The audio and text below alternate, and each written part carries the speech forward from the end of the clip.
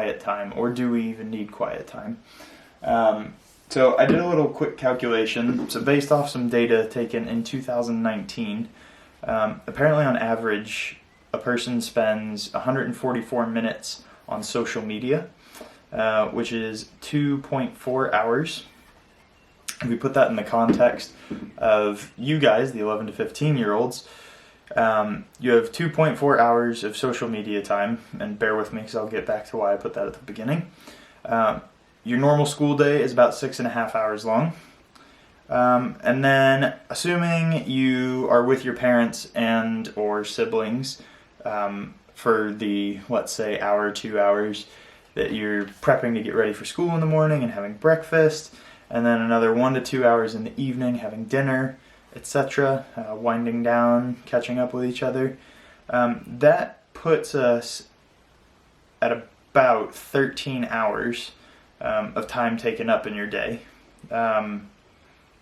So if you assume that you have a 15-hour day starting at 7:30-ish, or 6:30-ish, ending at 9:30,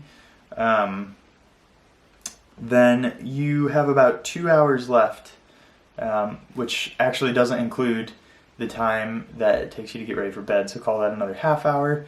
We're down to an hour and a half that you could possibly have quiet time. And I doubt that many of us actually are having that quiet time during the day. I think there's a lot of different reasons for this, but I think society tends to put a bit of a stigma on quiet time and taking quiet time to yourself. Now, this is slightly changing with a lot of the mental health aspects that we see on a day-to-day basis, but in totality, you would have a lot of people who might say, oh, why do you want to spend time at home reading a book? Or, oh, why don't you want to come out and do X, Y, and Z? Sorry. But I think there's a bit of a gap there, and I think it's really important that some people do have quiet time. If you're interested, there's actually a really good talk on quiet time, and the people that tend to take quiet time are generally known as introverts. Now, this doesn't mean that you don't know how to talk to people or that you're a loner, but an introvert is somebody who, if you think of yourself as having an energy meter throughout the day, your energy gets drained as you use your resources throughout the day.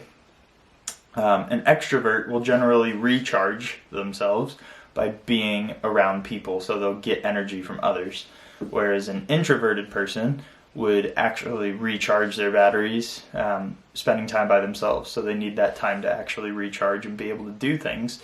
And it's not that they don't want to go out and do things, it's that they don't get their energy to go out and do things the same way that extroverted people would. Anyway, back to this talk. It's called The Power of Introverts, and it's by Susan Cain. It's a TED Talk. It's just under 20 minutes long, and you can check it out on YouTube or on TED, for those of you that have a TED app on your phone or on your smart TV or whatever. I think it's a really, really good talk, even if you're not introverted, and it's something that you should discuss to see if you identify with anything in it, or if there's anything you can take away from it. Putting that part on the back burner, what I want to return to is having that quiet time. And the reason I put social media at the beginning of that list is that we're in a new day and age where we used to not have social media, so we had an extra, 2.5 hours a day to be doing things like having quiet time or working at a hobby or going out and playing sports. But now some of that time seems to be eaten away, and it's very easily eaten away. But as Christians, I think there's a call towards a quiet part of our day that a lot, well, I shouldn't say a lot, I don't know, some people may neglect. I know myself, I have a hard time keeping up with my own quiet time. You'd think it would change as an adult, that you could just prioritize it, but you've got children, you've got animals or pets that you care for, you have things that you do around the house, you have your job, you have a relationship with somebody, friends, family, your spouse. All those things can take away from you, and then trying to remember to have some quiet time a day for yourself and for God can become a very difficult and challenging task. And don't get me wrong, because when I say that there's a place for introversion or quiet time in our Christian lives, it doesn't mean that that's what we're completely called to do. Obviously, we're called to go out and preach the good news, and we have to be around others to do that, right? But I think, at least in my belief, you have to be able to know yourself, know what you're good at, and know what God is calling you to do to effectively communicate the good news, right? So you can't just go out and start preaching if preaching is not your thing. It may be reading, it may be praying for somebody, it may be having one-on-one conversations with somebody. You don't know that, though, until you actually sit down and get to know that part of yourself and what God is actually calling you towards. And to do that, we have to actually put the time in, much like you put the time in to your studies or into music that you're practicing or sport that you're playing. Anything requires time, and to spend time on yourself and to spend time with God often equates to quiet time, which is something that we don't have a natural disposition to it. We're social creatures, and that tends not to be how we want to spend our time. But I think there's a huge benefit from being able to put some quiet time aside. And I want to put this into two different contexts. So the first, more personal one, my mom always told me that you should always be good with yourself before you are good with anybody else. So before I ever went into any relationship in my life, in a romantic relationship or dating or anything, my mom always told me that you had to be good with yourself. And what she meant was I needed to know myself at that time in my life before I was ever going to be able to find happiness with another person. So you shouldn't go out and look for happiness in somebody else. You should know it in your heart what would make you happy, and then that person should complement what you've learned. And that truly, I believe, at least it's worked out in my case, that led me to a person that complements me in every way and elevates me past whatever I could have hoped for myself. So that's in a more personal, a more earthly, secular kind of way to look at the knowing yourself and introversion, quiet time. But to put it in a bit more of a Christian light, there's a quote here that I'm going to read from Saint Teresa of Avila, which goes a little something like this. Self-knowledge is so important that even if you were raised up to the heavens, I should like you never to relax your cultivation of it. So long as we are on this earth, nothing matters more to us than humility. So what does that mean? Knowing yourself gives you a lot of information about your own shortcomings, of which we are kind of predispositioned to because we are human. And knowing those shortcomings allows us to know where we can find improvement, how we can operate in difficult situations, and what we truly want out of life, so what we think would bring us happiness. But not only that, it shows us those things and can put it in the context that God has for us, so God's will for us. Of course it's to be happy, and sometimes if we don't examine what we think would make us happy and then examine what God's will for us is, we're never going to see those two align completely.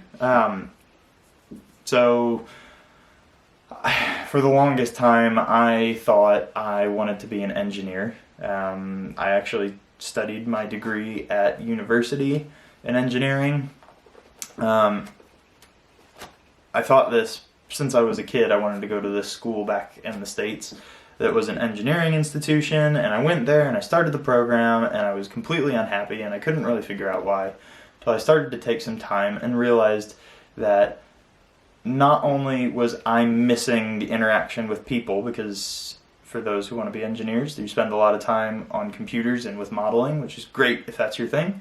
It wasn't mine, and God basically confirmed that to me after many a conversation with myself and with Him about what it is that I should be doing. So I switched gears, took the science part because the science was the thing that was constant throughout and I really enjoyed, but I wanted to apply it to people, so I wound up going into medicine and healthcare. So that's just one example from my life. So by knowing these things, by allowing ourselves to take time and understand our shortcomings and how we respond in different situations, we can actually see how God made us as well. So we start to have a deeper appreciation for how unique He makes us, because we don't all operate the same. What I just said is not going to resonate with everybody that's listening, but it's how God made me, and I am forever grateful for that fact, because I know that that brings me happiness.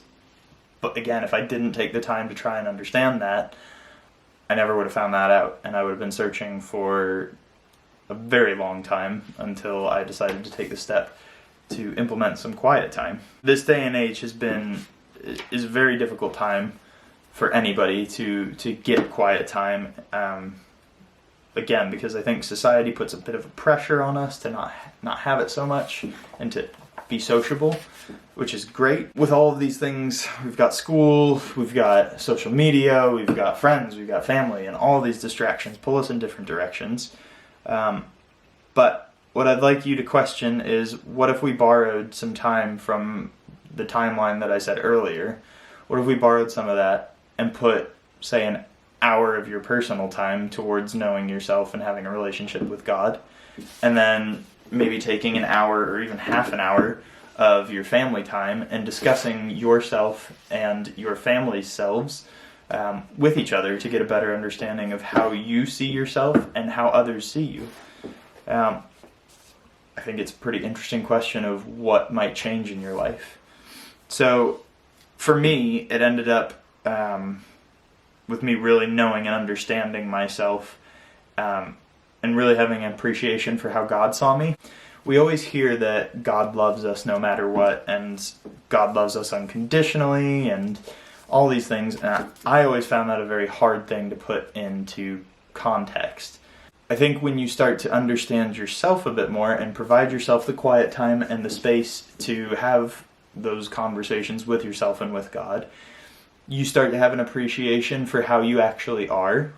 You understand what does make you happy, and you then can kind of see, that's how God sees me. I know where the shortcomings are. I know what makes me happy, and if I stay on this path, that's the only path that God ever saw for me. So if I start myself on this path, then I can start to see myself as God does. I hope that tracked and that made sense. I just think, yes, everybody should know that God loves them, but it's hard to conceptualize that until you start to see yourself as God does. And I think that only happens through some quiet time. So what I would invite you to do is, with you and your family, is to practice this for even just an hour. So a really good way I have found to start, and we did this in one of the youth sessions last year, is to take a personality test. I'll include a link in the video description so you can log on and take it if you'd like. But it's something called a Myers-Briggs test, and there's like 16 personalities, and it basically tells you how you function in the world. How you recharge, how you respond to different things, how you analyze a situation, how you think about things. And you may not agree with it. You don't have to agree with it. It's a social science. It's something that's always evolving. But it is an interesting indicator of generally how you might act. So what I'd say is, if you take a half hour to actually take the test, it'll probably take you 5 to 10 minutes to do it. Take the test and then read through the description of your personality type, get an understanding for it. The really fun thing is to identify yourself against famous people or famous fictional characters that also have that personality type. And so take that 10 minutes to take it, and take another 10, 15, 20 minutes to actually digest it, see what you agree with, see what you don't agree with, really come to grips with who you kind of think your personality is. And then for a half hour with your family, after they have taken it as well, so yes, parents, please do engage with this, Everybody just discuss your personality types. See if the other members of your family agree with it. See if they disagree with it. And let that conversation unfold and just see how you guys see each other. And then I've always found the quiet time with God quite hard, especially because it's silent and you're wanting things to just happen and everybody says listen to God, and sometimes that's really hard to do, especially when you're in silence. So I think start with, even if you get a minute of quiet, like truly quiet silence and focus, to just try your hardest to listen to God and how He wants you, or how He sees you in that personality. He may not see you exactly like that. He doesn't have to. He sees you in the way that you were made to be. But hopefully this can help guide you towards how God sees you. But take that personality identity away and take that conversation away with your family and bring it to God and just listen for 1 minute to see if He says anything to you about that personality or about who you are or about anything about yourself. And at the end of that minute, just take another minute to thank Him for you, and really appreciate, one, the time that you've had to get to know yourself. Hopefully it will spark more time to get to know yourself, but also that He made you to be an individual, and let that quiet time do you a favor in allowing you to see you how God sees you. Hopefully that is good.